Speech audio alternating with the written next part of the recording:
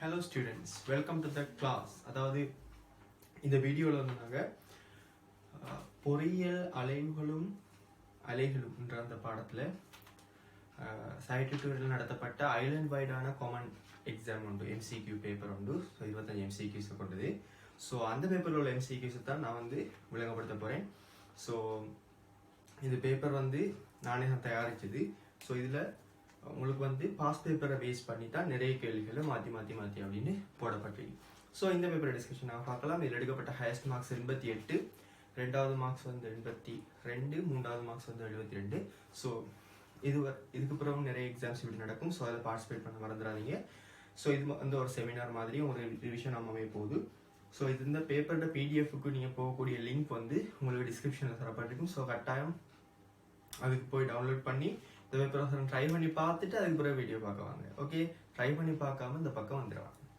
Okay, so மூலாவது கேள்வி, அடிப்படை அலகுகளின் சார்பாக முறுக்கத்தின் அலகு. முறுக்கம் அப்படின்னு சொல்றது உங்களுக்கு பரிச்சயமான ஒரு விஷயம். ஸோ முறுக்கம் அப்படின்னு சொல்றது உங்களுக்கு சுழற்சி இயக்க வட்டயத்தில் அறிமுகப்படுத்தப்படும்.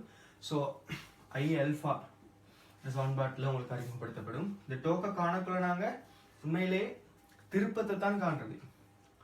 ஸோ முறுக்கம் அப்படின்றதுக்கு திருப்பம். ஸோ நாங்கள் விசை தர தூரத்தாலையும் அதை நாங்கள் குறிப்பிடலாம். ஸோ இது வந்து தூரம் செங்குத்தாக அளக்கப்படணும். ஓகே, ஸோ ஒரு குறிப்பிட்ட அச்சிலிருந்து முறுக்கத்தை அளப்போம். ஸோ அந்த அச்சிலிருந்தான செங்குத்து தூரத்தை வச்சு நாங்கள் இந்த ஆரை போடுவோம். இந்த எஃப் வந்து குறிப்பிட்ட விசையாக இருக்கும். அல்லது தூரத்தை வச்சுக்கொண்டு செங்குத்து விசையை நீங்கள் எடுக்கலாம். ஸோ ஏதோ ஒன்று ரெண்டும் உனக்கு வந்து செங்குத்தாக இருக்கணும். ஸோ உதாரணமாக தான் அச்சுன்னு சொன்னால் இப்படி விசை தொழிற்படுன்னு சொன்னா, இல்லாட்டி இப்படி விசை தொழிற்படுன்னு சொன்னா இப்படி செங்குத்து தூரத்தை பார்க்குறேன் நாங்கள். ஓகே, ஸோ இதுல இதுக்கு அடிப்படை அலகுகள் சார்பாக kgms-2, இதுக்கு ஆருக்கு மீட்டர் வரப்போகுது. ஸோ kgm²s-2 மிக லேசானவர்களை பார்த்தவுடன் விடை. இரண்டாவது விடை. அடுத்த, இயல்பான செப்பஞ்சைகளில் வானியல் தொலைகாட்டி ஒன்றின் வில்லைக்கு விலைகளுக்கு இடைப்பட்ட தூரம் 84 சென்டிமீட்டர் ஆகும். ஸோ இயல்பான செப்பஞ்சைகையில ஒரு வானியல் தொலைகாட்டி வந்து எப்படி செப்பஞ்சை பற்றியும் சமாந்தர கதிர்களை பெற்று உங்களுக்கு ஒரு பெருத்த முடிவெளியில் உள்ள ஒரு பிம்பத்தை தரக்கூடியதாக செப்பஞ்சை பற்றியும். ஸோ அதுல உங்களுக்கு தெரியும் வார சமாந்தர கதிர்கள் வந்து முதலாவது உங்களுக்கு தெரியும் இப்படி அந்த குறிப்பிட்ட பொருளியில படும். ஸோ அந்த பொருளிய ஒப்ஜெக்டிவ் குறிப்போம். இதுல பக்கம் உங்களுக்கு தெரியும் பார்வை துண்டு காணப்படும். அதை நாங்கள் வந்து ஐபீஸ் அப்படின்னு குறிப்போம். சரியா? ஸோ உங்களுக்கு தெரியும் இதில் இப்படி சமாந்தர கதிர்கள் 3 அப்படி கீறி கொண்டீங்கன்னு சொன்னால் ஸோ ஒப்ஜெக்டிவ்க்கு குவிய தூரம் கொஞ்சம் பெருசாக வரும். ஓகே, ஸோ இப்படி வரப்போதும் இதில் பக்கம் குவிய தூரத்துக்கு இருக்க போறீங்க. ஸோ நீங்கள் தியரியில் படிச்சிருப்பீங்க. ஸோ இப்படி சமாந்தர கதிர்கள் வந்துச்சுன்னு சொன்னால் அது இந்த குவிய தளத்தில் ஒரு பிம்பத்தை உருவாக்கும். ஸோ இந்த பொருளியால் உருவாக்கப்படுற பிம்பம் ஒரு மெய்பிம்பமாக காணப்படும். ஸோ உதாரணத்துக்கு நான் கேட்டீங்கன்னு சொன்னால் முதலாவது ஒளியியல் மையத்துக்கூடாக செல்லோட கதிர் எடுப்போம். ஸோ அது எந்த இடத்துல இங்கே சந்திக்குதோ அதே இடத்துல அதுக்கு சமாந்தரமாக வர கதிர்கள் எல்லாமே வந்து என்ன செய்யும், அப்படியோ ஒருங்கி கொள்ளும். சாரி,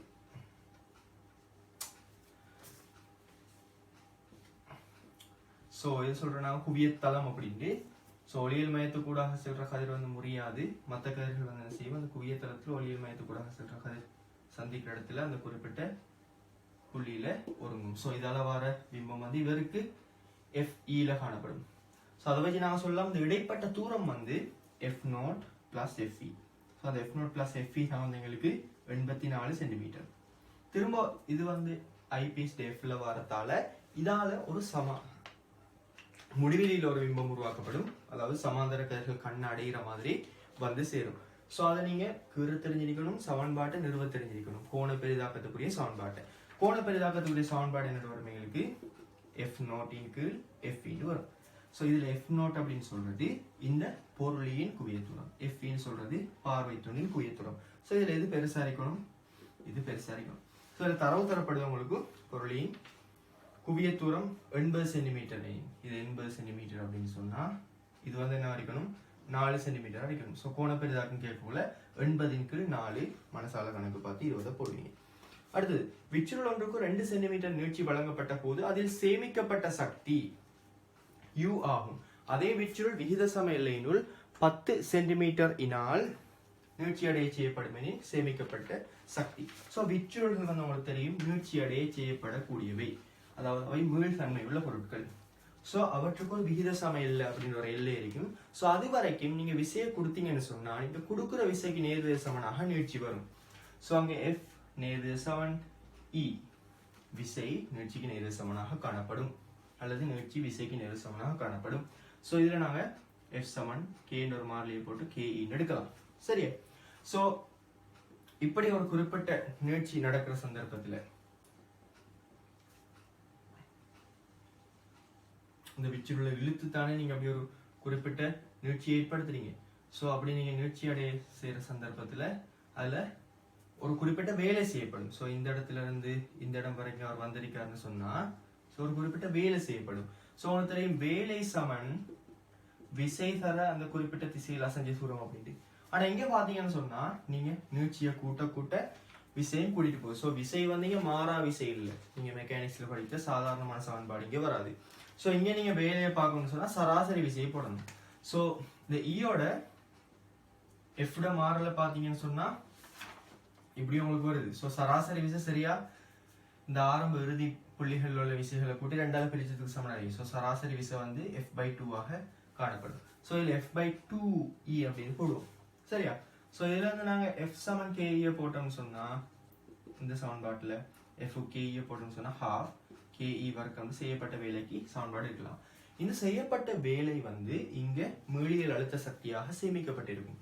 சோ சேமிக்கப்பட்ட அழுத்த சக்தி சமன் ½ KE வர்க்கம். இதுல K வந்து அந்த குறிப்பிட்ட விச்சுருளுக்கு மாறிலி அப்படின்னு சொன்னதால நாங்க வந்து என்ன செய்வோம், U நேர் சமன் E வர்க்கம் அப்படின்னு எடுப்போம். இது எல்லாமே விகித சம எல்லைக்குள்ளதான் செல்லுபடி ஆகும். சோ இந்த சமன்பாடை வச்சுக்கொண்டு நாங்க என்ன செய்யலாம், இதுக்கு கேள்விக்குரிய விடையை செய்யலாம்.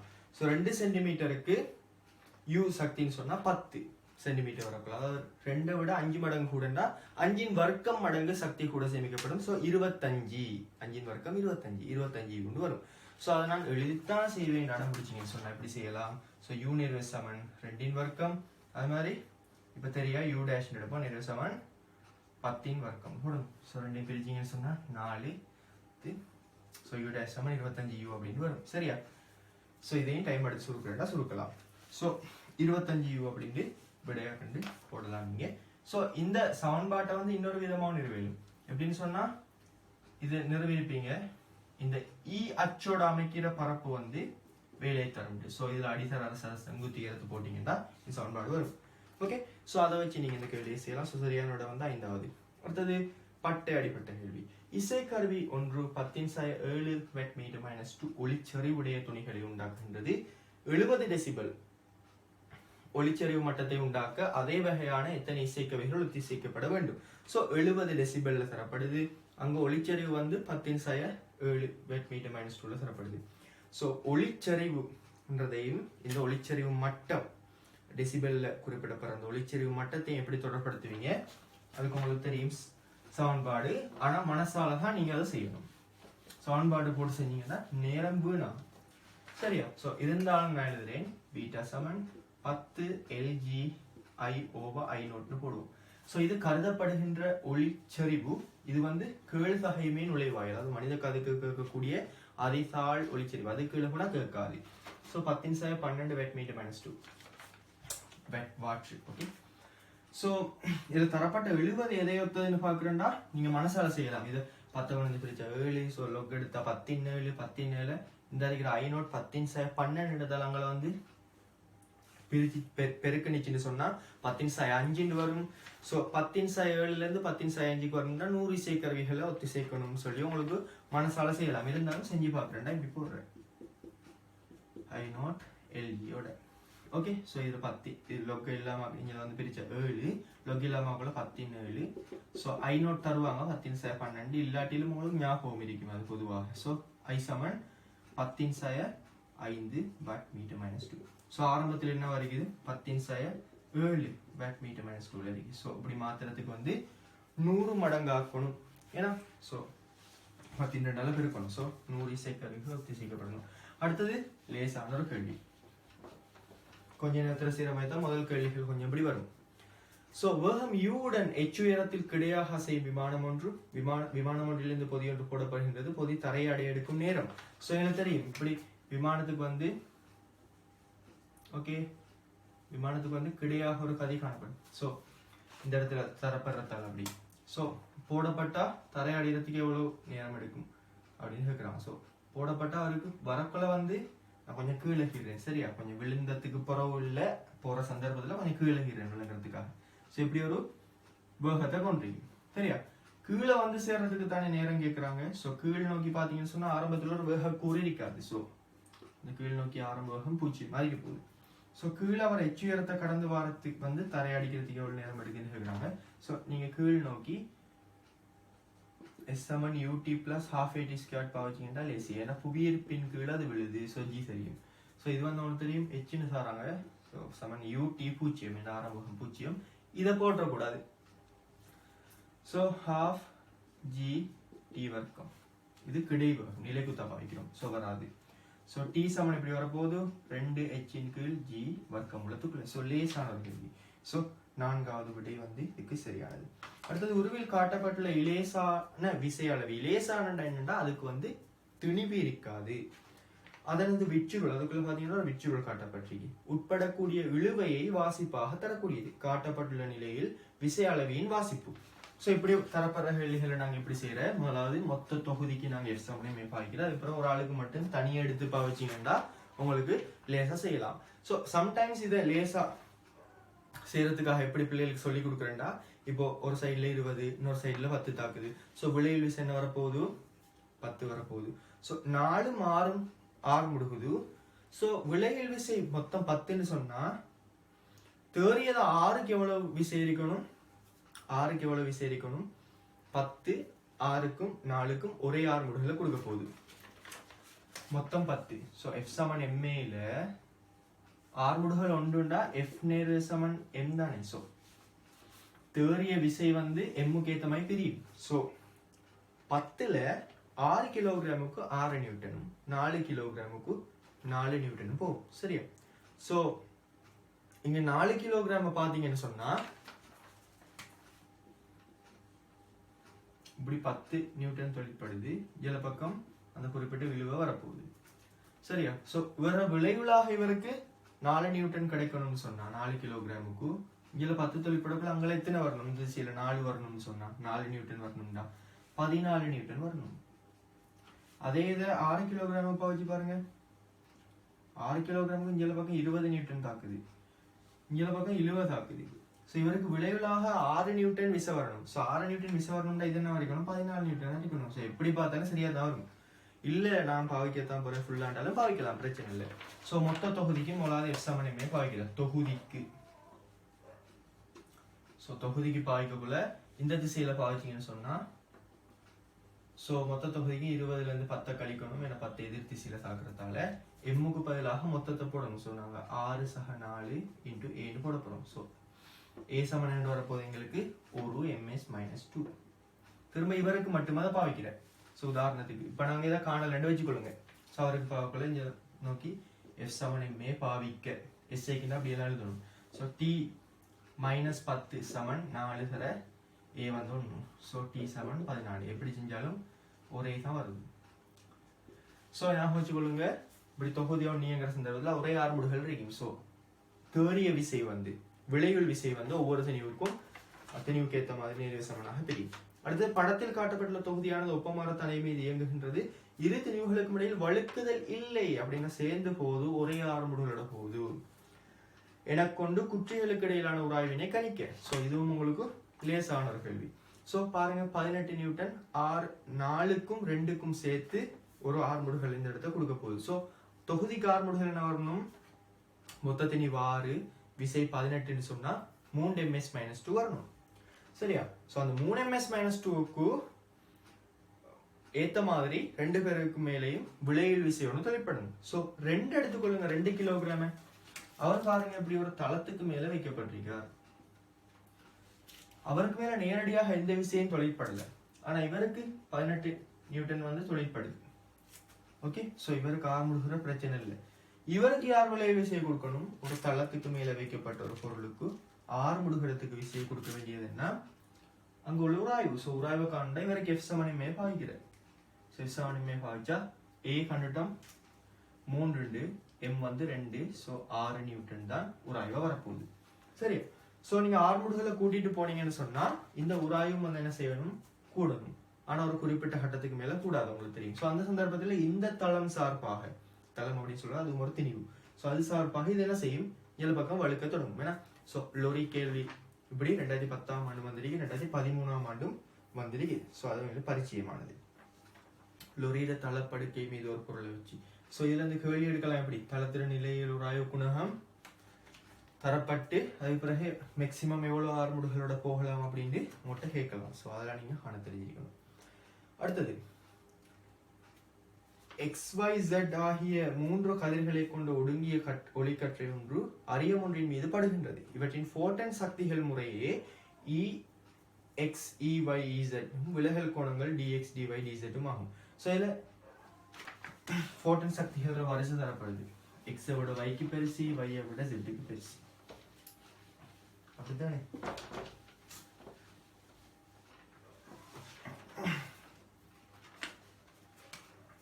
EX EY EZ. So photon சக்திகளுக்கும் விலகலுக்கும் என்ன தொடர்பு? ஸோ உங்களுக்கு அதை தியரி தெரிஞ்சிருக்கணும். ஒரு அரியத்தை எடுத்துக்கிட்டீங்கன்னு சொன்னா, அரியமில்ல எந்த முறிவு நடக்கிற சந்தர்ப்பத்தையும் எடுத்துக்கிட்டீங்கன்னு சொன்னா, ஒவ்வொரு ஒளிக்கதிர மீடிரனுக்கும், அதாவது ஒளிக்கதிர்னு சொல்லாம பொதுவா மின்காந்த அலைகளை சொன்னா, வெவ்வேறு மின்காந்த அலைகளுக்கு வந்து இந்த ஊடகம் வந்து வெவ்வேறு முடிவு சுட்டியை காட்டும். அதுக்கு ஆதாரம் என்னன்னா, நீங்க வெள்ளொளி அனுப்புனீங்கன்னு சொன்னா இப்படி பிரியும். ஏன்னா அது 7 நிறங்களாக பிரிஞ்சு இந்த வானவில்ல உள்ள 7 நிறங்களும் வரும். ஸோ அது ஆக மேலறிக்க போறது ரெட் கலர், ஆக கீழறிக்க போறது வயலட். ஸோ விப்ஜியோர் அப்படின்னு ஞாபகம் வச்சுக்கொள்வீங்க. ஸோ இந்த விப்ஜியோர் இருக்கு தானே, இந்த விப்ஜியோர் ஓர்டர்ல இவருக்கு அலைநீளமாக கூட, இவருக்கு மீடிரனாக கூட அலைநீளம் குறையும். சோ இதுல நீங்க ஒரு முடிவெடுக்கலாம், யாருக்கு மீடிரன் கூடவோ அவருக்கு பாருங்க முறிவு கூட வரைக்கும். சோ நல்லா முறிக்கப்பட்டதான் இவர் இப்படி வருவார், பெருசா முறிக்கப்படலன்னா இவர் இப்படி வருவார். சோ யாருக்கு இங்க விலகல் கூட? விலகல்ன்றது என்ன? முதலாவது அந்த வெளிப்பாடு கோணத்திர திசைக்கும் இந்த படுற கோணத்திர திசைக்கும், படுகதிர திசைக்கும் வெளிப்படுகதிர திசைக்கும் இடைப்பட்ட கோணம். சோ இவர விலகலை காணணும்டா முதலாவது படுகதிரின் திசையை எப்படி பார்க்கணும், வெளிப்படுகதிர திசையை பார்க்கணும். அடுத்தது சோ இது வந்து வயலட்டுக்குரிய விலகல். இவரை நீட்டி பாத்தீங்கன்னு சொன்னா எப்படி? அது வந்து இந்த ரெட்டுக்குரிய விலகலா வரப்போகுது. சரியா? சோ ரெட்டுக்குரிய விலகலை பாத்தீங்கன்னா குறைய, வயலட் வந்து பாத்தீங்கன்னா நல்லா முறைப்பட்டிருக்கு. ஏன்னா சோ அப்படி யோசிச்சா யாருக்கு விலகல் கூட வருது? இந்த மீடிரன் கூட்டத்துக்கு வருது. சோ முடிவு என்னன்னு சொன்னா, மின்காந்த அலைகள மீடிரன் அதிகரிக்க அந்த முறிக்கிற அந்த ஊடகம் வந்து பெரிய ஒரு முறிவு சுட்டிய அந்த குறிப்பிட்ட கதிருக்கு வெளிக்காட்டும். சோ முறிவு கூட நடக்கும். முறிவு கூட நடந்தா விலகல் கூட நடக்கும். சோ விலகல் கோணம் வந்து பெருசாக காணப்படும். சோ இதுல இருந்து விலகல் கோணம் ஃப்ரீக்வன்சி அல்லது மீடிரன் கூடுனா கூடுங்கிறது எடுத்துக்கொள்ளுங்க. சோ ஃபோட்டான் சக்திகள் எப்படி மீடிரனோட தொடர்படுத்துற? அதுக்கு தான் இருக்கு எங்களுக்கு E சமன் HF. சோ இதுல H வந்து பிளாங்கின் மாறிலி, அது ஒரு மாறிலி. சோ E நேர்வு சமன் F. சோ ஃபோட்டான் சக்தி எவ்வளியோ மீடிரனும் அவ்வளியே. சோ மீடிரன்கள் அப்படிங்கன்னு சொன்னா F X Y Z இப்படியான ஒரு ஆர்டரை தரும். சோ இதுல இருந்து நீங்க சொல்லலாம் விலகல் கோணம் என்ன, அதே ஆர்டர். சோ இதுக்கு முதலாவது விடையே உங்களுக்கு சரியானதாக இருக்கு. சரியா? சோ இனிமே கொஞ்சம் கொஞ்சம் கேள்விகள கடினத்தங்க ஒவ்வொரு ஸ்டெப் பை ஸ்டெப்பா கூட்டிட்டு போகும். சரியா? கடைசியில கொஞ்சம் கூட யோசிக்கிற மாதிரியான கேள்விகள் வரும், அல்லது கொஞ்சம் கூட நேரத்தை செலவழிக்கிற மாதிரியான கேள்விகள் வரும். ஸோ ஏதோ ஒரு விதத்தில் உங்களுக்கு கஷ்டப்படுத்துவாங்க. ஸோ முதல்ல உள்ள கேள்விகளை நீங்க வந்து கொஞ்சம் குறைய டைமுக்குள்ள செய்ய முயற்சி செய்யணும். ஸோ அடுத்து உருவில் காட்டப்பட்டுள்ளவாறு நீரினால் நிரப்பப்பட்டுள்ள பாத்திரம் ஒன்றின் அடியில் X என்னும் குறி இடப்பட்டுள்ளது. பாத்திரமானது வலம் நோக்கி ஆர்முடுகும் போது, வலம் நோக்கி அமர்முடுகும் போது, இடம் நோக்கி சீரான வேகத்துடன் செல்லும் போது, நிலைக்குத்தாக மேலிருந்து பார்க்கும் ஒருவருக்கு பிம்பம் தோன்றத்தக்க தானங்களை முறையே சரியாக வகை குறிப்பது. சோ உங்களுக்கு தெரியும், ஒரு அடர்ந்த ஊடகத்துல இருக்கக்கூடிய ஒரு பொருள் ஐதான ஊடகத்துல இருந்து நோக்கப்படும் போது அதுல தானத்துல ஒரு இடப்பெயர்ச்சி காணப்படும். அதாவது ஐதான ஊடகத்தில் இருக்கிறவர்களுக்கு அடர்ந்த ஊடகத்தில் இருக்கிற பொருள் கொஞ்சம் கிட்ட வந்த மாதிரி விளங்கும். சரியா? சோ உங்களுக்கு அந்த விஷயம் தியரி படிக்கக்குள்ள நீங்க கதிர் வரைபடம் நான் கீறி பார்த்திருப்பீங்க. சோ நீங்க அதுல எக்ஸ்பர்ட்ஸா இருப்பீங்க. சோ இதுல பாத்தீங்கன்னா அப்படி ஒரு பொருள் இருந்தா முதலாவது நாங்க என்ன செய்யறோம், அப்படி ஒரு கதிர் அனுப்புற மேல இருந்து பாக்குற ஆளுக்கு. அடுத்து அப்படி ஒரு கதிர் அனுப்புனா பாத்தீங்கன்னா அதுல தோற்ற பிம்பம் வந்து இந்த இடத்துல வருமேனா. சோ பாருங்க, இது வந்து தோற்றாலும் சின்னதாவது, உண்மையாலும் உண்மையிலேயே பெருசு. ஆனா இங்க தெரியுது. சோ நாங்க என்ன செய்யலாம், உண்மையாளத்தின் கீழ் தோற்ற ஆழம் அப்படின்னு நிறுவியும் எடுக்கலாம். சரியா? சோ எங்களுக்கு என்ன முடிவுன்னு சொன்னா, இதுல இப்படி ஒரு நிலையாக வைக்கப்பட்டிருக்கிற ஒரு பாத்திரத்துல இப்படி அடியில் ஒரு பொருளை வச்சா நிலை குத்தாக அப்படி மேல எழுவும். ஓகே, சோ தோற்ற ஆழம் வரும், சின்னதா காணப்படும் உண்மையாளத்தை விட. சோ நிறுவி எடுக்கிற நாங்க எப்படி முறிவு சுட்டி சமன் உண்மையாளத்தின் கீழ் தோற்ற ஆழம். சரி, சோ இதை வச்சு நாங்க என்ன செய்வோம்னு சொன்னா கணக்கு செய்யலாம். ஆனா இங்க தேவையில்லை, இப்படி தானம் வரும்னு தெரிஞ்சா போதும். இப்போ வலம் நோக்கி ஆர்முடுகும் போதே நடக்க போகுது. வலம் நோக்கி ஆர்முடுகணும்னு உங்களுக்கு கிளிக் ஆகணும் எப்படின்னு சொன்னா, அந்த நீர் மட்டத்தில வடிவம் இப்படி கிடையாக காணப்படாது, இப்படி வரும். வலம் நோக்கி அமர்முடுகும் போது எப்படி வரும், தேறிய விசை வலம் நோக்குனதுக்கு எதிராக இருக்கணும், அப்பதான் அமர்முடுகும். சோ இப்படி வரும். ஏன்னா சோ இதுல எப்படி தேறிய விசை வாரது, உயரம் அதிகரிக்கிற இடத்துல வந்து அமுக்கத்தை கூட காட்டும், உயரம் குறையிற இடத்துல அமுக்கம் வந்து குறைவாக காணப்படும். சோ அமுக்க வித்தியாசம் ஒன்று ஏற்படும். அந்த அமுக்க வித்தியாசத்தின் வழியே தேறிய விசை ஒன்று என்ன செய்யும், இந்த இடத்துல தொழிற்படும். சரியோ? சோ இதுல வந்து பாத்தீங்கன்னு சொன்னா இப்படித்தான் நான் செய்ய போறோம். சோ இங்க கதிர் வரைபடம் கிரிப்பாகும் அப்படி ஒரு பொருள் வைக்கப்பட்டா. சோ முதலாவது நான் என்ன செய்ய போறேன்னு சொன்னா, முறிவடையாம செங்குத்தா போற மாதிரி ஒரு கதிர் வைக்கிறேன். சோ இப்படி செங்குத்தா போற கதிர் முறிவடையாது, அதுக்கு வந்து படுகோணம் வந்து இந்த மேற்பரப்புக்கு பூஜ்ஜியமா வரப்போகுது, செவ்வன் வழியே போகுது. சோ இன்னொரு கதிரை நாங்க பிடிக்கிறோம் இப்படி. சோ இதை பாருங்க, செவ்வன் கீர்னு அப்படி ஒரு கோணம்னு வரப்போகுது. சோ இவர் வந்து என்ன செய்வார், செவ்வனை விலத்தி முறிவார், இப்படி ஓவரா விலத்திட்டேன் இருந்தாலும் சும்மா கீறதுக்கு. சோ இதை நீட்டி பார்த்தா இந்த இடத்த வருது. சரியா? சோ இதுல என்ன முடிவு, வலப்பக்கம் ஆர்முகக்குள்ள வடிவம் நீர்மட்டத்துல வடிவம் இப்படி வரும், இந்த பொருளும் வலது பக்கம் வருது. சோ இப்படி வரக்குள்ள ஷுவரா இடது பக்கம் வரணும், அப்படித்தானே? சோ மேல வரணும், வலது பக்கம் ஆர்முடுகும் போது, இடது பக்கம் வலது பக்கம் அமர்முடுகும் போது வருது.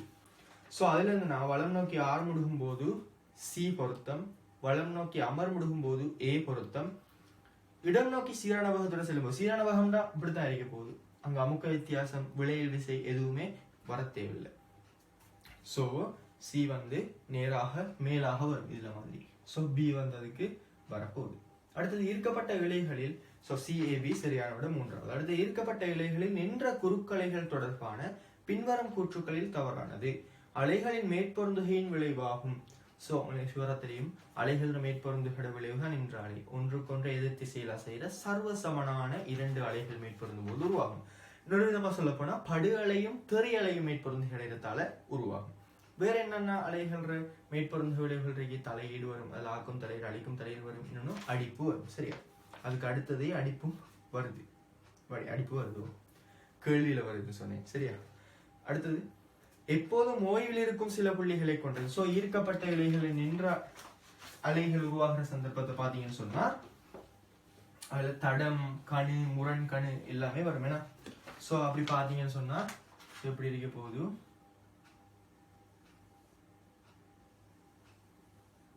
இப்படி வரப்போகுது. சோ இந்த புள்ளிகளை முழுசா, சோ இந்த புள்ளிகளை நாங்க என்ன சொல்றேன், கண்ணுன்னு சொல்றேன்.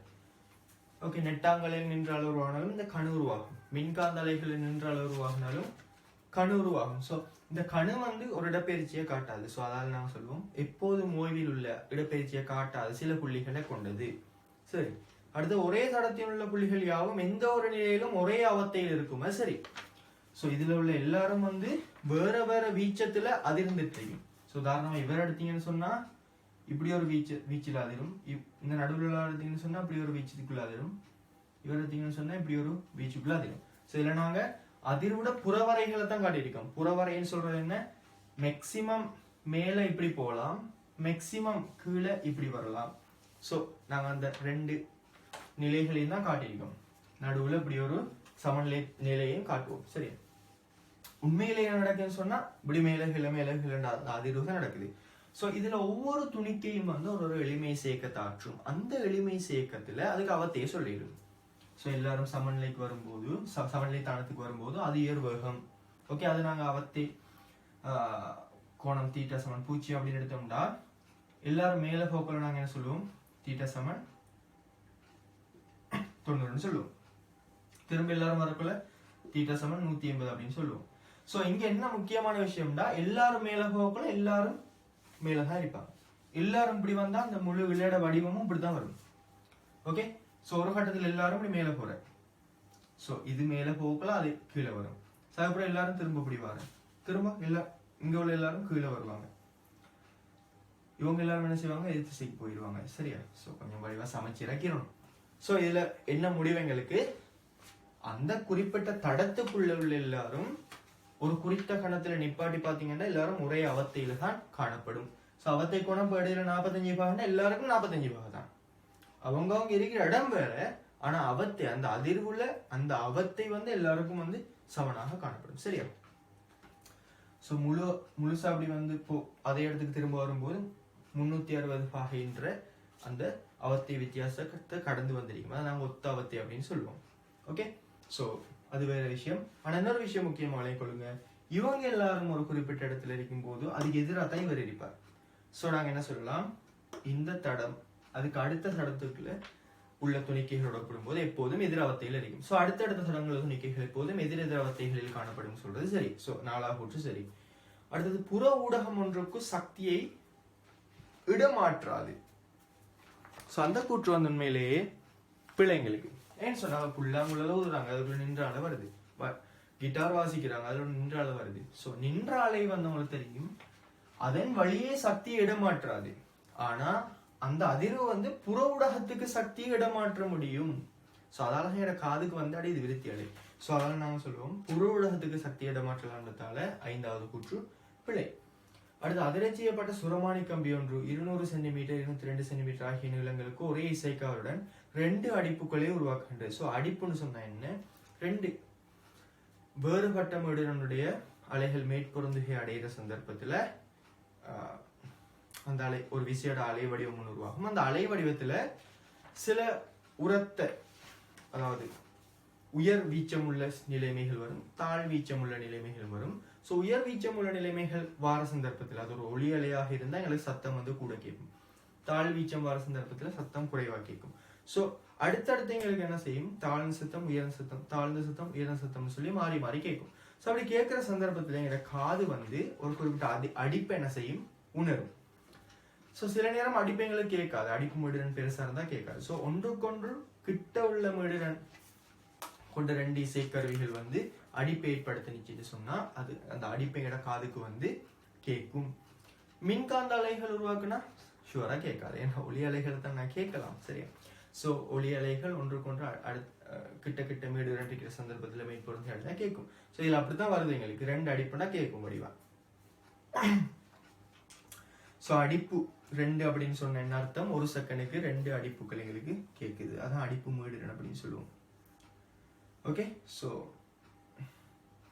இரு சந்தர்ப்பங்களிலும் மாறா இழுவையின் கீழ் ஒரே மேற்றொனியில் அந்த கம்பி அதிரச் செய்யப்பட்டது. எனின் எல்லா சந்தர்ப்பங்களையும் மாறாம தந்திருக்காங்க. ஸோ நீளம் மட்டும்தான் மாறுதீங்க. இசைக்கவரின் மீடுரன். ஸோ இந்த சந்தர்ப்பத்தில் நீங்க எப்படி யோசிக்கிற, இசைக்கவர் குறிப்பிட்ட எஃப் மீடுரன் இருந்தா அதோட அடிப்பை உருவாக்குற சந்தர்ப்பங்கள் எப்படி வரலாம், 2 என்ற அடிப்பு மீடுரன் உருவாக்குற சந்தர்ப்பங்கள். ஸோ ஒன்று குறிப்பிட்ட இழைக்கு f+2 மீடுரன் வரக்குள்ள 2 அடிப்பு கேட்கும், f-2 இருக்கக்குள்ள செகண்டுக்கு 2 அடிப்பு கேட்கும். சரியா? ஸோ இந்த கேள்வியில் ஒரு சின்ன குறைபாடு, ஒரு செகண்டுக்கு அப்படின்னு சொல்லி உங்களுக்கு தரப்படலை, உண்மையிலே தரப்படணும். ஸோ அடிப்பு மீடுரன்ல அப்படின்னு உங்களுக்கு ஒரு வேலை தரப்பட்டிருந்தாலும் சரிதான். ஸோ எங்களுக்கு தெரியும் எப்படி வெவ்வேறு நீளங்களுக்கு இந்த மீடுரன்கள் வந்திருக்கு. ஸோ இதுல எந்த நீளத்துக்கு எந்த மீடுரன் வரும் அப்படின்னு சொல்லி உங்களுக்கு தெரிஞ்சிருக்கும். சரியா? ஸோ அதுக்கு தான் எங்களுக்கு அதிர்வு விதிகள் இருக்கு. ஸோ அந்த அதிர்வு விதிகள் என்ன சொல்லுது, எஃப் வந்து 1 கீழ் எல்லுக்கு நேர்வு சமனாக இருக்கும், ஓரலகு நீளத்தினையும் இழுவையும் மாறாத விடத்தில். சரியா? சோ பெரிய மடிரனுக்கு சிறிய நீளம் வரணும், சிறிய மடிரனுக்கு பெரிய நீளம் வரணும். சோ இத ஒத்த நீளமா தான் பிரிக்க போகுது என்ன 202. இத ஒத்த நீளமாக இருக்க போகுது என்ன 200. சோ நாங்க அது உண்மையை எப்படி போடணும் f plus 2 நேர சமம் 1 ன் கீழ் 200. அது மாதிரி f minus 2 நேர சமம் 1 ன் கீழ் 202. சோ நான் எப்படி எக்ஸாம்ல ஷார்ட்டா செய்யறேன் அப்படின்னு சொன்னா f plus 2 க்கு கீழே f minus 2 நீளத்தங்களை பக்கம் சமப்படுத்தி போடணும். சோ மேல பெருசு இருந்தா பெருசா போடுறேன் 202, கீழே சின்னது இருந்தா சின்னதை போடுறேன் 200.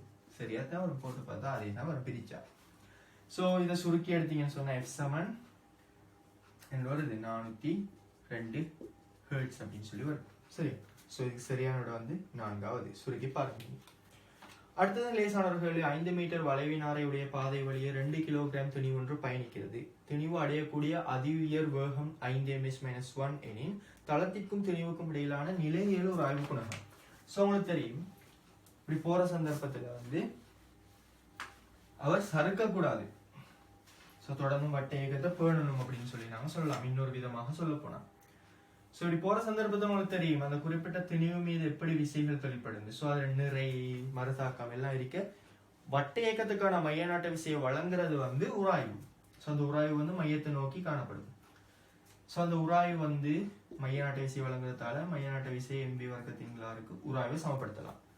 சோ வேகத்தை கூட்ட கூட்ட கூட்ட கூட்ட அதிக மைய நாட்ட விசை தேவைப்பட்டு சோ உராய்வை கூட்டுவார்.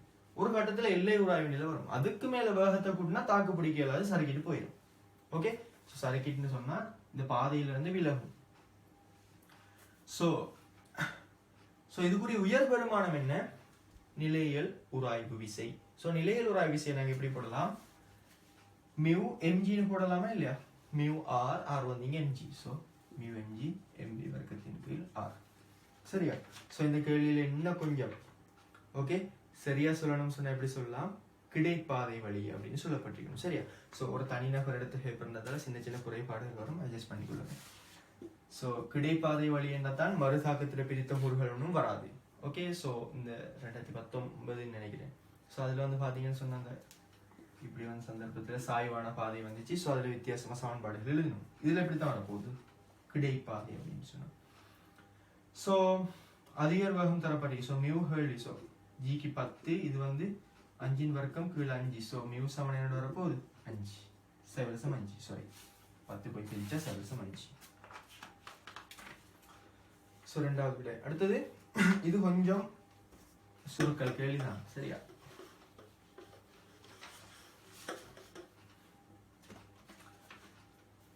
XY ஆகியன முறையே ஒரு முனை மூடப்பட்ட இரு முனைகளும் திறந்த பரிவு குழாய்களாகும்.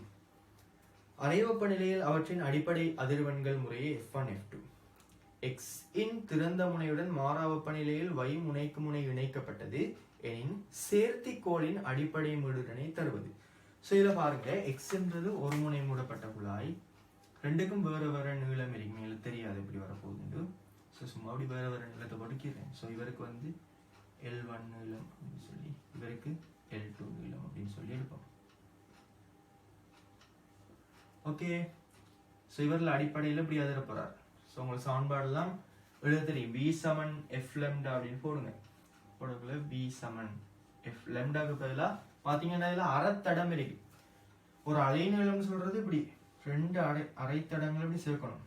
அப்பதான் முழு அலைநீளம் வரும். சோ இதுல ரெண்டு தடங்களை சேர்க்கணும். சோ இதுல ஒரு அரைத்தடம் தான் இங்க வருது. சோ அதுல 4 மடங்கு தான் அலைநீளம் வரப்போகுது. சோ 4L1 போடுறாங்க. சரியா? முனைவு திருத்தத்தை புறக்கணிக்க அப்படின்னு சொல்லி உங்களுக்கு தரப்பட்டிருக்கணும். சாரி, அது இந்த கேள்வியில் ஒரு சின்ன குறைபாடு. V சமன் F lambda அப்படின்னு போடுவோம். சோ இதுல V சமன் இது வந்து F1 தரப்பட்டதுன்னா இது F2. lambda வந்து இந்த இடத்துல எப்படி வரும் பாருங்க. இதுல அதிர்வு வந்து இப்படி வரப்போகுது, இப்படிதான் வரும். சோ இதுல வந்து பாத்தீங்கன்னு சொன்னா இந்த ஒரு அரைத்தடம், இந்த ஒரு அரைத்தடம். சோ முழு தடம் இருக்கு. சோ ரெண்டு தடங்கள் வரணும்னா இது ரெண்டால பெருக்கணும். சோ 2L2 அப்படின்னு வரப்போகுது. முனைக்கு முனை இணைத்து விட்டா அதுவும் என்ன சொல்றாங்க, இவர திறந்த முனையோட இவரை இணைக்கிறாங்க. சோ இப்ப என்ன வரப்போகுது, ஒரு ஒரு முனை மூடப்பட்ட குழாய் தான் வரப்போகுது. ஸோ இவர் அப்படியே வந்து நினைக்கிறேன். ஸோ இப்போ என்ன வரப்போகுது, L1 + L2 ரெண்டு நீளம் வரும். ஏன்னா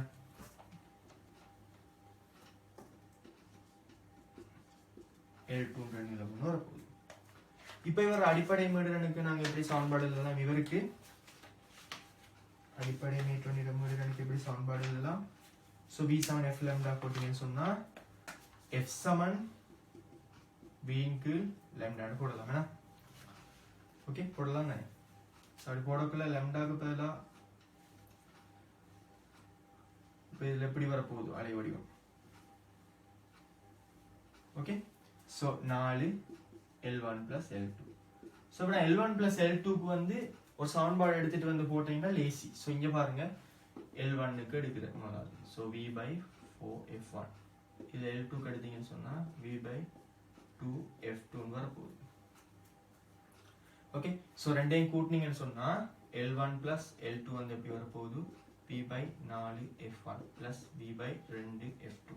ஓகே ஸோ இதில் நாங்கள் 4F1 F2 பொதுவாக எடுத்தீங்கன்னு சொன்னா ஸோ இதில் F1 F2 மேலே வரப்போகுது. ஸோ F2 சக இதில் F1 வரும். அதில் ரெண்டால பெருக்கினதால 2F1 வரப்போகுது.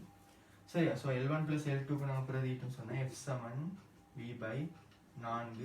L1 + L2க்கு என்ன பிரதிட்ட அப்புறம் F2 + 2F1 over 4F1 F2. So இந்த 4 வெட்டிங்கன்னா இது மேலே போகுது இப்போ. ஓகே ஸோ சாரி நான் பிஏ மிஸ் பண்ணிட்டேன்னா முழுவதும் பின்னு வரும். ஓகே ஸோ அந்த பி வந்து இதில் வெட்டுப்பட போகுது. ஸோ வெட்டுப்பட்டுச்சுன்னு சொன்னால் F சமன் F1 F2 கீழே F2 + 2F1 + F2 ஏதோ. ஓகே ஸோ எங்களுக்கு சரியான விடையாக இது வரப்போகிறது 4வது விடை. அடுத்தது இது கொஞ்சம் யோசிக்க வேண்டிய விளங்கியிருக்கணும் மனித கண்ணை பற்றி. முற்றாக தளர்ந்த நிலையில் நபர் ஒருவரின் வில்லையின் வலு 40 டயாப்டர் ஆகும். கட்டசைகளின் சுருக்கத்தின் காரணமாக வலுவானது 130 கீழ் 3 டயாப்டராக அதிகரிக்கப்பட முடியும். ஸோ எப்போ வலு அதிகரிக்கணும், கிட்ட உள்ள பொருளை பார்க்குற சந்தர்ப்பத்தில் நாங்கள் என்ன செய்யணும்னு சொன்னால் குவியத்துறதை குறைஞ்சி வலுவை கூட்டி கதிரை முறிச்சு நாங்கள் விழித்திரையில குவிக்கணும், பிம்பத்தை எடுக்கணும். ஸோ அதுக்காக நாம வலுவை கூட்டுவோம். ஸோ நபரின் தெளிவு பார்வை இழிவு தூரம். ஸோ இதுல கான்செப்ட் என்னன்னு சொன்னா பாருங்க, முற்றாக தளர்ந்த நிலையில் அப்படின்னு சொன்ன என்ன அர்த்தம், அந்த கண் வந்து அந்த குறிப்பிட்ட கதிரை முறிச்சு விழித்திரையில வீழ்த்துறதுக்கு எந்த கஷ்டமும் பட தேவையில்லை. ஸோ அது எந்த சந்தர்ப்பம்னு சொன்னா முடிவிலிருந்து கதிர்கள் வர சந்தர்ப்பம். பாருங்க இப்படி கண் இருக்குன்னு சொன்னா முடிவிலிருந்து கதிர்கள் இப்படி சமாந்தரமாக கண்ணை வந்து அடையிற சந்தர்ப்பத்துல ஸோ இந்த கதிர்கள் சமாந்தரமா தானே வருது. ஸோ ஜஸ்ட் முறிச்சு வடிவா இங்க அனுப்பிவிட்டா விஷயம் முடியுது. ஓகே ஸோ இதுதான் தளர்ந்த நிலை. ஸோ தளர்ந்த நிலையில வந்து பாருங்க சமாந்தர கதிர்கள் வரத்தால இங்க வந்து அதுல குவியத்தூரம் வந்து இந்த கண்ணிலோட குவியத்தூரம் வந்து பிம்பத்தூரத்துக்கு சமனாக இருக்க போகுது. என்ன சமாந்தர கதிர்கள் குவியத்திலான குவிக்கப்படும். ஸோ வில்லைக்கும் விழித்திரைக்கும் இடைப்பட்ட தூரம் குவியத்தூரமாகத்தான் காணப்படும். ஸோ உங்களுக்கு வில்லைக்கும் விழித்திரைக்கும் இடைப்பட்ட அந்த தூரத்தை வின்னு எடுத்தீங்கன்னு சொன்னா V7F.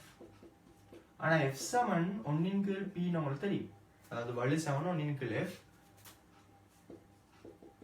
ஸோ அதுல இருந்து நீங்க இப்படி எடுக்கலாம் சரியா.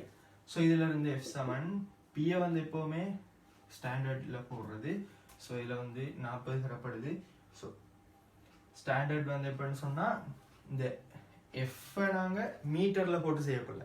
ஸோ அப்படி பார்க்கும்போது இதுல உங்களுக்கு 40 டயாப்டர் தரப்படுதுன்னா ஸோ 40 டயாப்டர் அப்படின்னு சொன்னா எப்படி வரப்போகுது எங்களுக்கு 0.025 மீட்டர். ஸோ F7 மேலேயே 2.5 சென்டிமீட்டர். ஸோ அதான் வந்து இந்த வில்லைக்கும் விழித்திரைக்கும் இடைப்பட்ட தூரமா தான் சரியா. ஸோ இந்த தரவு V7 2.5 சென்டிமீட்டர் இருக்கட்டும். ஸோ இப்போ கண்வில்லோட வலுவை கூட்ட வேண்டி எப்போ வரும் பாருங்க. ஸோ சமாந்தர கதிர்களை குவிக்கிறதுக்காக எந்த மெனக்கெடுவையும் கண் மெனக்கெடுத்து இல்லை, ஜஸ்ட் தளர்ந்த நிலையில இருந்தா போதும் சிலருக்கு கண்களை தளர்த்த இயலாம். ஸோ தளர்த்த இயலாத சந்தர்ப்பத்துல வந்து நாங்க ஒரு விரிவில்லையை போட்டு கொஞ்சம் என்ன செய்ய விரிச்சு கொடுக்குறேன். ஸோ கண்விலோட பவர் கூட. ஸோ ஓவரா முறைப்பட்டு இங்கேயே குவிஞ்சிடும். ஸோ அதை கொஞ்சம் குறைக்கிறதுக்காக நாங்கள் என்ன செய்யறோம், இங்கே ஒரு விரிவில்லையை போட்டு கொடுக்குறேன். சரி, அது கிட்ட பாருன்னு சொல்றேன். ஸோ இப்போ பாருங்க, இப்படி கதிர்கள் வருதுன்னு சொன்னா, ஸோ இது சமாந்தரமா வரல, விரிஞ்சு வருது, இப்படி விரிஞ்சிட்டு வருது. ஸோ அதை முறிக்கணும்னு சொன்னா நாங்கள் என்ன செய்யணும், கூட வலுவை யூஸ் பண்ணணும். சரியா? ஸோ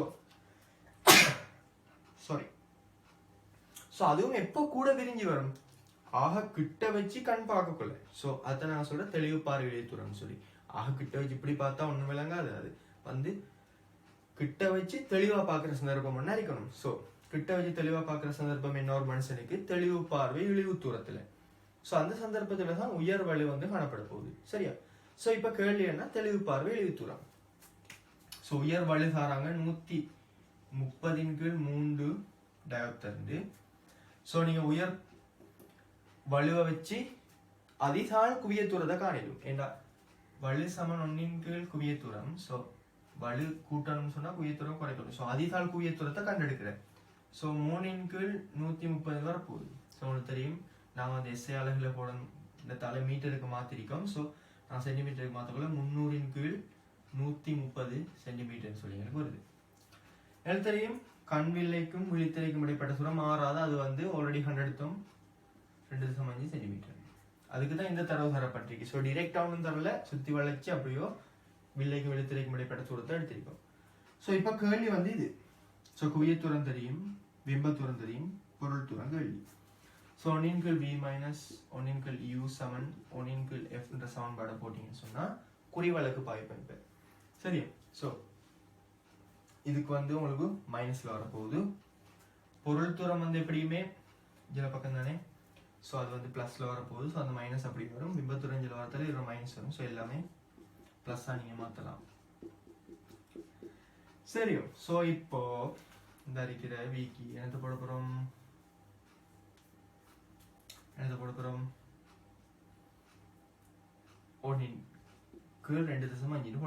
சரியா?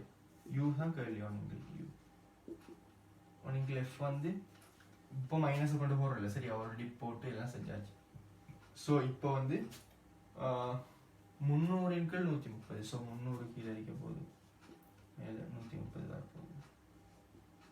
சரியா? தலைக்கீழாக போட்டா. ஸோ 1/u சமன் என்ன வரப்போகுது, இந்த பக்கம் எடுத்தீங்கன்னு சொன்னால் 130/300 - 1/2 வரும். சரியா? ஸோ இப்போ நீங்கள் என்ன செய்யலாம், 300 பொதுவாக எடுக்கலாம். ஸோ 300 பொதுவாக எடுத்தீங்கன்னு சொன்னால் எத்தனை 2 சமஞ்சிருக்கு, 10ல் எத்தனை 2 சமஞ்சிருக்கு, 4 இருக்கு. சரியா? 10 30 இருக்குன்னா தான் இது. ஸோ 120. ஸோ 130லேருந்து 120 கழிக்க போறீங்க. ஸோ u சமன் என்ன வரப்போகுது, 300/10 தலைகீழாக போட்டா 130லேருந்து 120 சொன்னா 10. ஸோ 30 சென்டிமீட்டர் தான் இவரை தெளிவு பார்வை இழிவு தூரம். சரியா? ஸோ உங்களுக்கு டயாப்டர் பெருமானம் அப்படி தரப்பட்டீங்கன்னு விளங்குதா, சுருக்கிறதுக்காக தான். ஸோ இப்படி கேள்விகள் எடுக்கக்குள்ள என்ன செய்யறேன்டா, பொதுவாக விடையை கண்டுட்டு, அதாவது தெளிவு பார்வை இழிவு தூரத்தை கண்டு நினைச்சு கொண்டு மனசுல அதுக்கேற்ற மாதிரி கேள்வி உருவாக்குறேன். ஸோ அப்பதான் சிம்பிளா பிள்ளைகளுக்கு செய்யற மாதிரி. ஸோ அடுத்தது, அடிப்பரப்பு நனையாதவாறு சதுரமுகி அமைப்பொன்று படத்தில் காட்டப்பட்டுள்ளவாறு பாத்திரம் ஒன்றின் அடியுடன் இணைக்கப்பட்டுள்ளது. பாத்திரத்தினுள் படிப்படியாக நீர் ஊற்றப்படுகின்றது. அடிப்பரப்பில் இருந்தான நீர்மட்ட உயரம்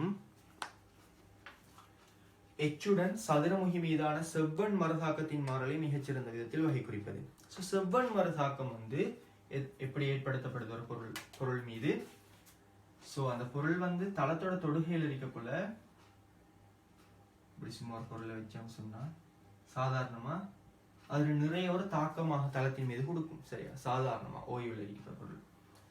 ஸோ அதன் காரணமா ஒரு மறுதாக்கம் வந்து நிறைக்கு சமனா தான் காணப்படும். ஸோ இப்படி வச்சா வளம் மாதிரி நிறதான் மறுதாக்கமா வரும். ஸோ 6 சமன் இங்கே அடிக்க போகுது. சரியா? ஸோ இப்போ இதுக்குள்ள நீரை சேர்க்கிறாங்க. ஸோ நீரை சேர்க்கக்குள்ள வந்து அவங்கள பரப்புகள் நனையும். ஸோ நனையக்குள்ள வந்து மறுதாக்கத்துல மாற்றம் வருமா வராதா தான் கேள்வி.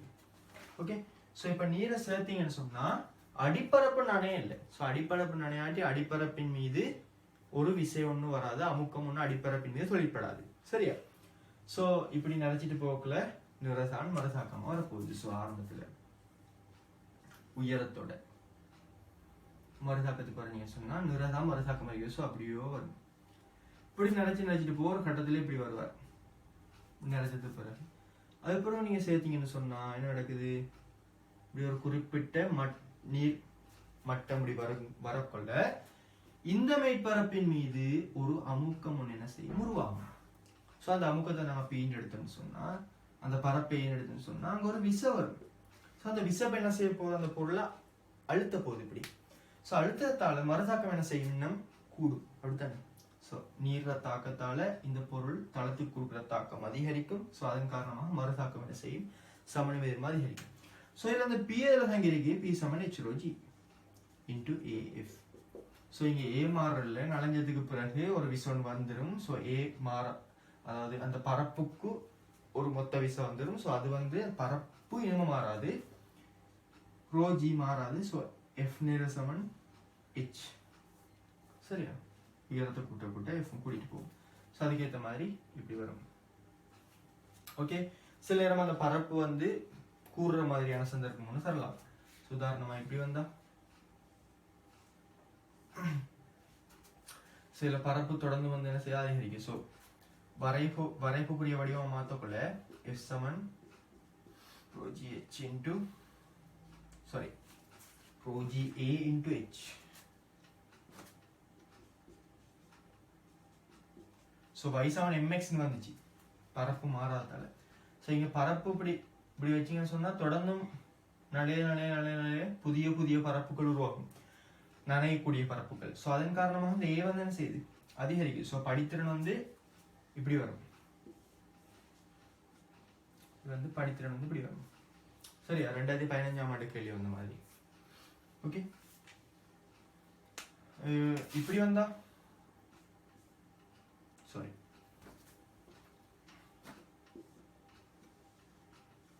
இப்படி வந்தாலும் அதே மாதிரி தான் வரும். சரியா? ஸோ இந்த வடிவத்துல சங்கில பரப்பு கூடுனா எப்படியோ இப்படிதான் வரும்.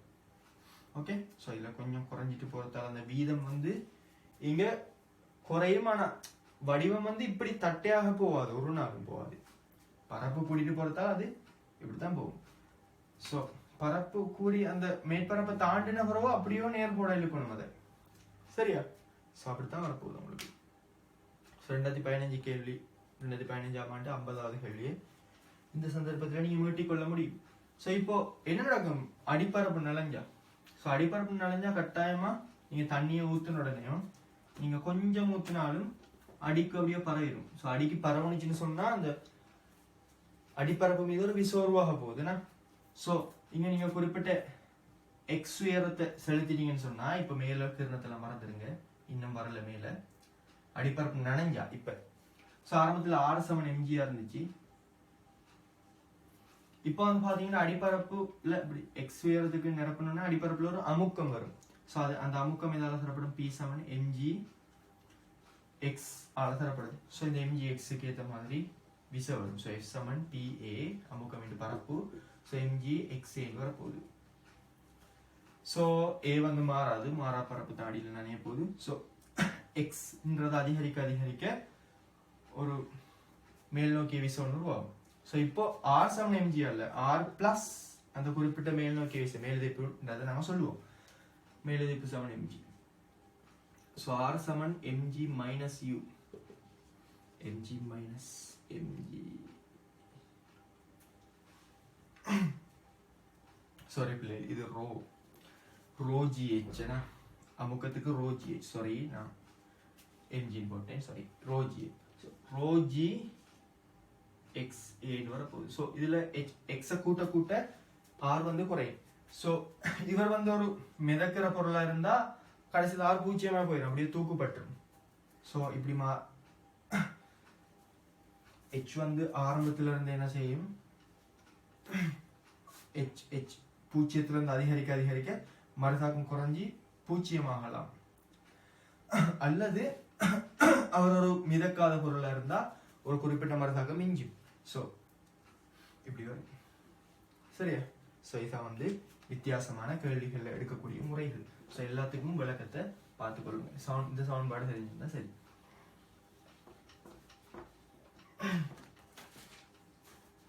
ஓகே, அடுத்தது ஏபி ஆகிய இது கொஞ்சம் நல்ல ஒரு கேள்வி உண்டு. ஏபி ஆகிய இரு சர்வசம எம் தெளிவுகள் தன்னாலே சொல்றேன்னா சாரி, ஏபி ஆகிய இரு சர்வசம எம் தெளிவுகள் உருவில் காட்டப்பட்டுள்ளவாறு சமநிலைப்படுத்தப்பட்டுள்ளன. எஃப் சமன் எம்ஜி எனின் பின்வரும் தொடர்புகளில் தவறானது. ஓகே, ஸோ இதுல வந்து பாத்தீங்கன்னு சொன்னா ஸோ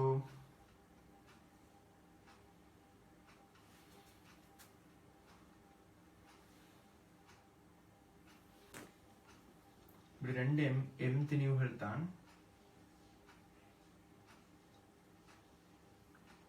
எஃப் திசையால இழுக்கப்பட்டிருக்கு. ஸோ இதில் உங்களுக்கு தெரியும் எம்ஜி வரும்.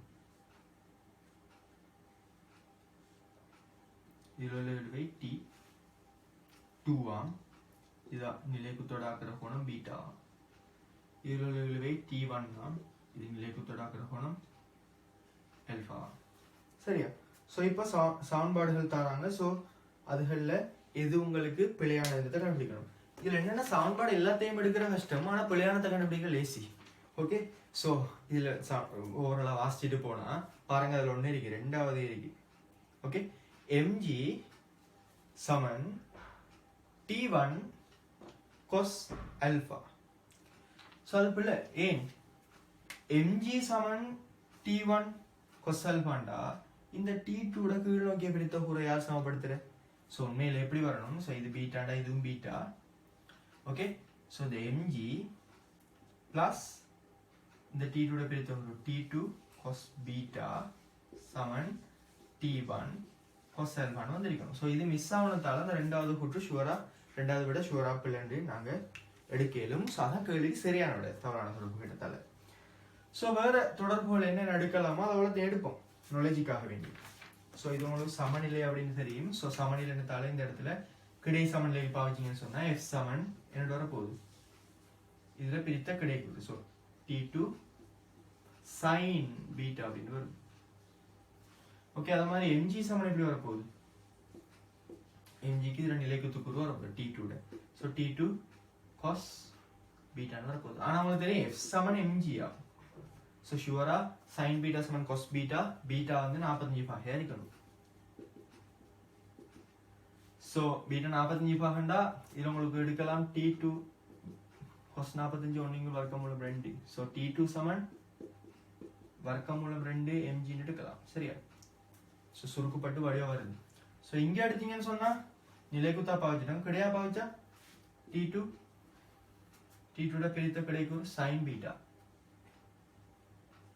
Beta 45 sin beta cos beta எல்லாம் சமன் நாங்க தெரியா அப்படின்னு எடுத்துக்கொண்டு சும்மா எழுதுறோம், வளமையா எழுதுற மாதிரி sin பீட்டான்னு போட போறோம்.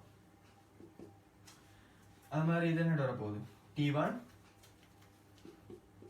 sin alpha வரப்போகுது. சரியா? So T2 sin beta, T2 cos beta எல்லாமே mgக்கு சமன் தானே. ஸோ mg சமன் T1 sin alpha போடலாம் வேணா, அப்படித்தானே? T1 sin alpha போடலாம். இங்க பாருங்க, இதுல T2 cos பீட்டா இருக்கு தானே. So T2 sin beta cos beta எல்லாமே mgக்கு சமன். ஸோ இதுல 2 mgன்னு போடலாம் வேணா, 2 mg சமன் T1 cos alpha. ஸோ இதில் பாருங்க, இந்த சமன்பாடும் இந்த சமன்பாடும் sin alpha cos alpha. So ரெண்டையும் வர்க்கப்படுத்தி கூட்டினா sin வர்க்கம் alpha plus cos sin வர்க்கம் alpha plus cos வர்க்கம் alpha ஒன்றுக்கு சமன் ஆகிடும். இதை நீங்க வர்க்கிச்சிங்கன்னு சொன்னா 4 mg வர்க்கம், இது வர்க்கிச்சிங்கன்னு சொன்னா mg வர்க்கம். ஸோ இதில் T1 வர்க்கம் T1 வர்க்கம். ஓகே, ஸோ T1 வர்க்கம் பொதுவாக வரப்போகுது, அங்கே cos வர்க்கம் alpha plus sin வர்க்கம் alpha சமன் இதுல 2 mg வர்க்கம் பிளஸ் mg வர்க்கம். ஸோ என்ன செஞ்சிருக்கேன்? உண்மையிலே 1 வர்க்கப்படுத்தி 2 வர்க்கப்படுத்தி கூட்டிருக்கேன்.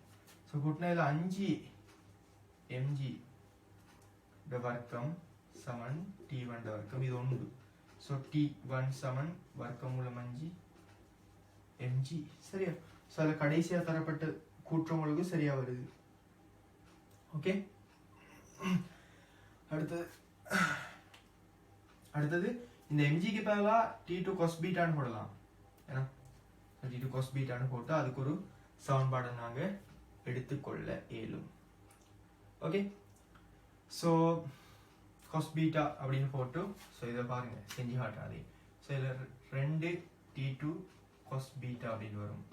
So t1 cos alpha.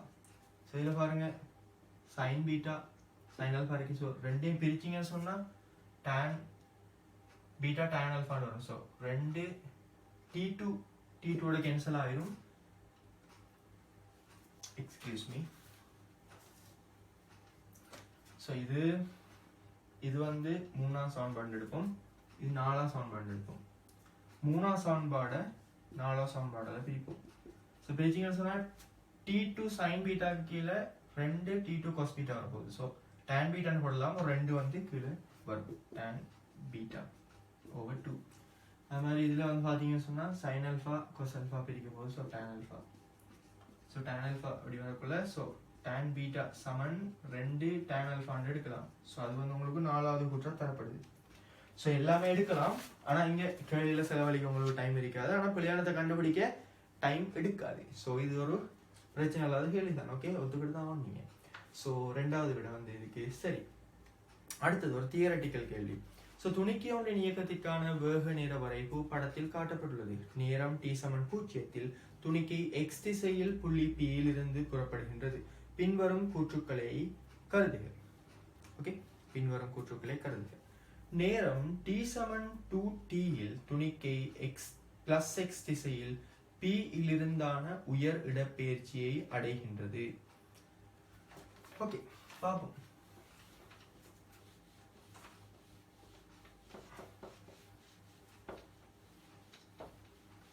இந்த கேள்வியை பார்த்துட்டு மிச்சத்தை நாங்கள் பார்ட் 2 வீடியோவில் பார்ப்போம். ஓகே, ஸோ ஏன்னா இதுப்புற வர கேள்விகள் கொஞ்சம் கூட டைம் எடுக்கும் எங்களுக்கு, உங்களுக்கும் மழை படிக்கும். ஸோ அதால் நான் வந்து குயிக்காக முடிக்க பார்க்குறேன். ஸோ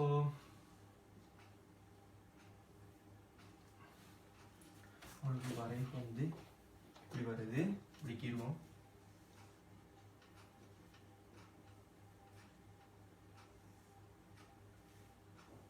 இதில் வரைவு கூட அர்த்தத்தை நீங்க விளங்கியிருக்கணும். இது ஒரு முதலாவது வேக நேர வரைவு. ஸோ நேரத்தோட வேகம் எப்படி மாறுதுன்றது தான் உங்களுக்கு இங்கே தரப்பட்டிருக்கு. இதில் பரப்பு இடப்பெயர்ச்சியை தரும், இதில் படித்திறன் ஆர்முடுகளை தரும், இல்லை உங்களுக்கு தெரிஞ்சிருக்கணும். ஸோ இதில் இது வந்து டிஆம், இது T2 இது 3 இது 4 அது மாதிரி இது ரெண்டும் வந்து ஒரே மட்டத்தில் வருது. விஆம் இது வந்து ஒரே இதில் வருது -v. ஸோ இது வந்து வடிவா ரெண்டு சைடுக்கும் ஒரே அளவு எடுத்து நேரத்தையும் அளவாக பிரித்து தான் தரப்பட்டிருக்கு வரைக்கும். ஸோ இதில் உண்மையாக என்ன நடக்குதுன்னு பாருங்க. ஒரு குறித்த புள்ளியிலேருந்து இயங்க ஆரம்பிக்குதுன்னு சொன்னால், இப்போ பி புள்ளியிலேருந்து இயங்க ஆரம்பிச்சா உண்மையிலே பி புள்ளியோட குறித்த வேகத்தோட ஆரம்பிச்சு டி நேரத்தில் அந்த குறித்த திசையில் இயங்கி 0 ஆகுது. திரும்ப பாருங்க, v வந்து மைனஸுக்கு போகுது, 0லேருந்து ஆரம்பிச்சு உயர் வேகத்தை நோக்கி போகுது. ஸோ என்ன அர்த்தம்? திரும்பி வருதுன்னு அர்த்தம். ஸோ பிளஸ்ல ஒரு குறிப்பிட்ட திசை, அது இந்த திசைன்னு உதாரணம் எடுத்திருக்கும். ஸோ மைனஸ்ல அதுக்கு எதிர் திசையில வரும். ஸோ வேக நேர வரைப்புல வேகம் பிளஸ்ல இருந்து மைனஸுக்கு மாற சந்தர்ப்பத்தில் வேகம் திசை மாறுது அப்படிங்கிற அர்த்தம். ஓகே, ஸோ இந்த இடத்துல இருந்து நீங்க பாக்குறீங்க புள்ளி P. ஸோ திரும்ப இப்போ இதுல ஒரு குறிப்பிட்ட இடப்பெயர்ச்சி அடைஞ்சிருக்கு. ஸோ இந்த திசையில திரும்ப இப்படி திரும்பி வரக்குள்ள இடப்பெயர்ச்சி எந்த திசையில இருக்கு? இடப்பெயர்ச்சி திசை மாறுதான்னு கேட்டா மாறலன்னு சொல்லணும். அர்த்தத்தை விளங்குங்க.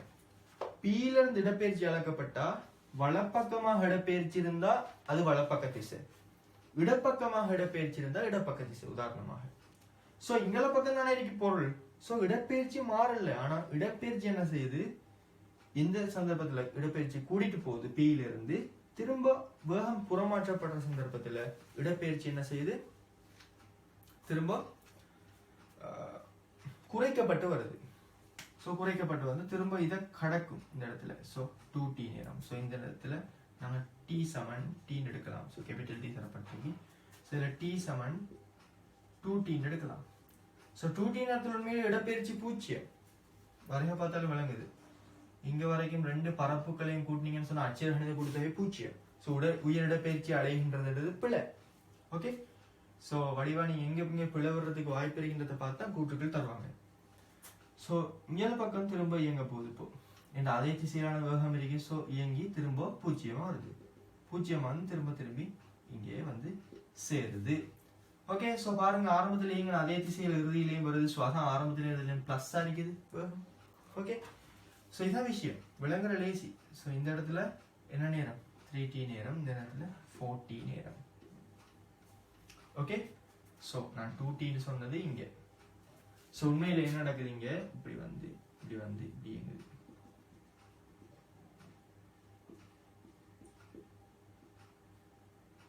சாரி, இங்க தான் t, இங்க 0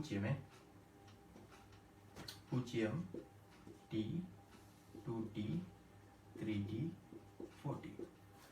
ஆர்முடுகளை பார்க்கணும்னு சொன்னா நீங்க என்ன செய்யணும், வேக நேர வரைபட படித்திறனை பார்க்கணும். வேக நேர வரைபட படித்திறன் தான் ஆர்முடுகளை தரும். படித்திறன்றது என்ன, அந்த குறிப்பிட்ட வரைப்பு, ஒரு வரைபட படித்திறன் அப்படின்னு சொல்றது. இப்படி ஒரு வரைப்பு இருக்குன்னு சொன்னா சும்மா அந்த வரைப்பு நேர் எக்ஸ் திசையோட அமைக்கிற கோணத்திற டைம் பெருமானம். அந்த குறிப்பிட்ட வரைப்பு நேர் எக்ஸ் அச்சு இப்படி இருக்கு. ஸோ இந்த வரைப்பை நாங்க நீட்டி பார்த்து நேர் எக்ஸ் அச்சோட அமைக்கிற கோணத்தை பார்க்கலாம், அல்லது நேர் எக்ஸ் அச்சுக்கு சமாந்தரமான ஒரு கோணம் அந்த இடத்துல கீறுற.